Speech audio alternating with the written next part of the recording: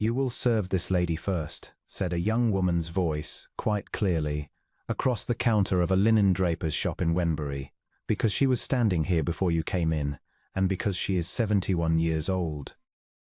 The Duke of Dunmorrow, who had come in out of the rain 3 seconds earlier and had not yet been noticed by anybody, stopped with his hand still on the door. The lady of 71 was his mother. She was sitting on a stool by the counter in the black bombazine she had worn since his father died, with an old-fashioned bonnet and a purse she had carried for 20 years, counting out silver very slowly because her hands were bad in wet weather. She had gone out alone, as she always did, in the plainest thing she owned, because she said it was the only way left to her of finding out what the world was actually like. Standing over her in bottle green and a great many feathers was Lady Sowerby. "I do not require to be lectured by a shop girl," Lady Sowerby said. "Well, have that person moved. My carriage cannot wait upon some old creature off the parish who is counting pennies out of a rag." Redmond did not move. He would not afterwards be able to explain the whole of why.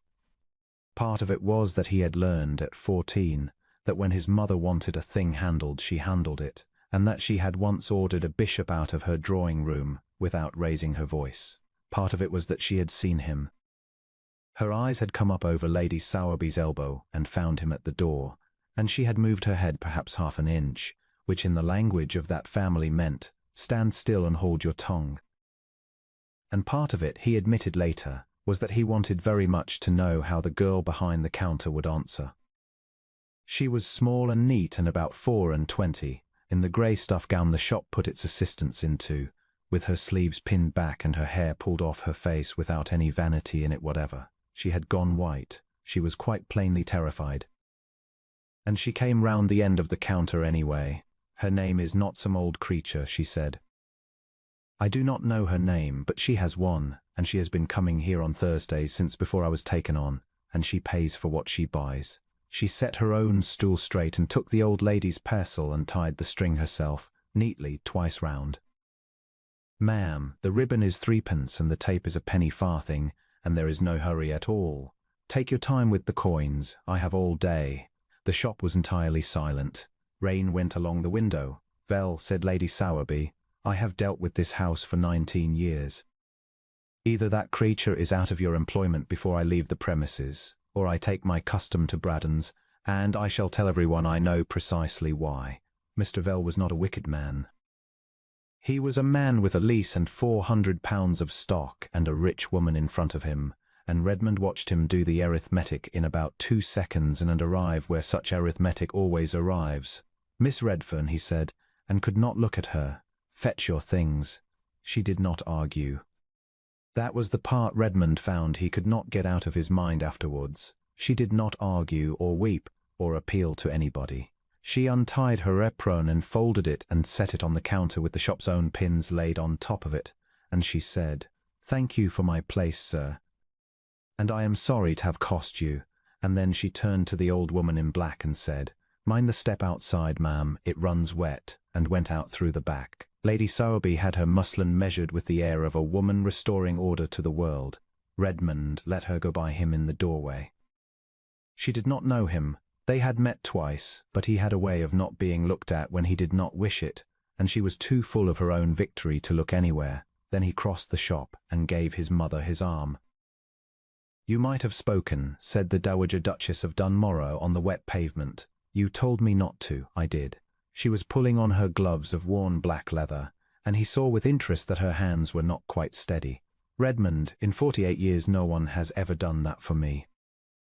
"Not once. Duchesses are defended constantly by people who know they are duchesses. That is not the same article." "No," he said. "It is not." His mother stood in the rain and looked down Wenbury High Street, where a small grey figure was going away fast with a bundle under her arm and no umbrella. "Find out who she is," she said. "I want her at my birthday." Her name was Constance Redfern. She had an aunt with a bad chest in 2 rooms over a cooper's yard, 11 shillings a week between them, and as of that Thursday no situation and no character from her last employer. The Dowager Duchess wrote to her the same evening in her own hand and told her the plain truth in the first sentence, that the old creature off the parish was the Dowager Duchess of Dunmorrow, that she required a companion to read to her in the evenings because her eyes had gone, and that the wages were £40 a year and the aunt might have the cottage at the gate. Constance came to Fernlow on the Monday, and Redmond was told, went scarlet to the ears at the sight of the hall, and then said that she would take the place on condition it was a real one, and that if her ladyship was doing it out of pity she would rather walk back to Wenbury now than find it out in 6 months.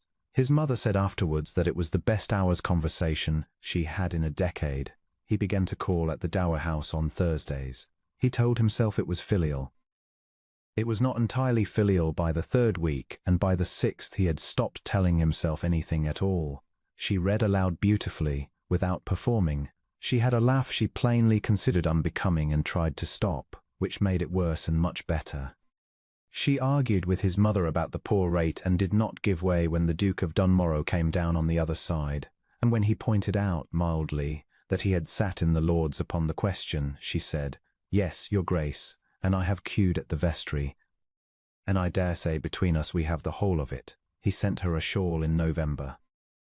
It came back within the day with 3 lines saying that she was very much obliged, that she had a shawl, and that a woman in her situation who accepts presents from a gentleman in his has thrown away the only thing she owns outright. He read that standing at the window at Dunmorrow, and understood that he was in serious trouble, and found that he did not mind in the least. The letter reached his mother in January. It was from Lady Sowerby, who had a daughter to place and had heard, as everybody had heard, that the Duke was at the Dower House every week. It was written in the tone of a duty painfully discharged. Her ladyship felt bound to warn the Dowager Duchess that the young person she had taken up was dismissed from Wells in Wenbury for dishonesty, that there had been a question of missing lace, that her ladyship had herself been in the shop upon the occasion and would say no more. His mother put the letter into Redmond's hand at breakfast and watched him read it. He was angrier than he had been in years, and quieter with it. It is a lie invented after the fact. Of course it is. She must account somehow for having a girl turned off, and she gave up her stool to an old woman does not answer. The Dowager Duchess buttered her toast. It is being said in 3 parishes, Redmond. She offered me her resignation this morning. She what? She said that a woman with a doubt on her name should not sit in my drawing-room while my birthday guests are eating my supper, and that she would go to her aunt and take in plain sewing. She looked up. I refused. She is a great deal more stubborn than I am, so you had better do something clever, and do it in front of witnesses, or I shall lose her. The birthday assembly at Dunmorrow was held on the 4th of February, and the whole county came, and Lady Sowerby came in bottle green with her daughter beside her in white. Constance stood by the Dowager's chair in a plain grey silk with a fichu of her aunt's mending, and she did not once look at the door. It happened, as such things do, at the worst possible moment, between the music and the supper, when the room was full and quiet enough to hear a fan close. "Duchess, forgive me," Lady Sowerby's voice carried, as it was meant to. "I must speak in your own house out of pure regard for you. That young woman by your chair was put out of a shop in Wenbury for theft. I was present. I saw it done. 60 people turned round." Redmond stepped away from the mantel. "You were present," he said. "So was I." He had never in his life used his full voice in a drawing-room, and it stopped the movement of the room the way a hand stops a clock. "Mr. Vell of Wenbury is here this evening," he went on. "I invited him and he was good enough to come. Mr. Vell, tell the room what Miss Redfern was dismissed for." The draper came forward, twisting his hat, scarlet to the collar, and did the bravest thing of his small careful life. "For giving up her stool, your Grace," he said, "and for asking to serve an old lady in black before her ladyship. There was never a farthing missing from my shop in the 14 months she was in it, and I have said so to any that asked, and I am ashamed I did not say it louder." The silence that followed had a particular quality that Redmond intended to remember for a long time, and the old lady in black, he said, was my mother. The Dowager Duchess of Dunmorrow rose from her chair, which took her a moment, because her knees were bad and she declined all assistance on principle. "I was counting my pennies out of a rag," she said pleasantly. Lady Sowerby was so obliging as to remark upon it. "This child," and she put her hand on Constance's arm, did not know me from Eve, and cost herself her bread for me, and did it while she was frightened, which is the only kind of courage that counts for anything. She has been my eyes since November. She will be at my side while I have one. She looked round the room once. Now, supper. Lady Sowerby left before the covers were off, and her carriage was a long time coming, and nobody assisted her to it. Constance was on the terrace in the cold with her arms folded, which was where Redmond found her. "I have made you a spectacle," he said. "You have given me back my name." Her voice was not steady. "Which is a different thing, and I shall be grateful for it as long as I live, and I would rather not be thanked for anything else, because there is not anything else. There is a great deal else." She turned round then and looked at him, and her chin came up in the way it had come up across a draper's counter in the rain. "Your Grace, I earn £40 a year and my aunt lives in your gatehouse. Whatever you are about to say, please consider what it will cost me to hear it." "I have considered it since October," said Redmond. "That is why I have not said it before." He came a step nearer and no more, and he did not touch her, though he wanted to more than he had ever wanted anything. "You did not know she was a duchess," he said. "That is the whole of my case. There is not another woman in that room tonight who would have crossed a counter for a poor old woman in wet bombazine, and I have spent my life among people who are unfailingly kind to me because of what I am. And I did not know until the 4th of February that I had never once been shown a kindness in my life. I saw you shown to be honest tonight.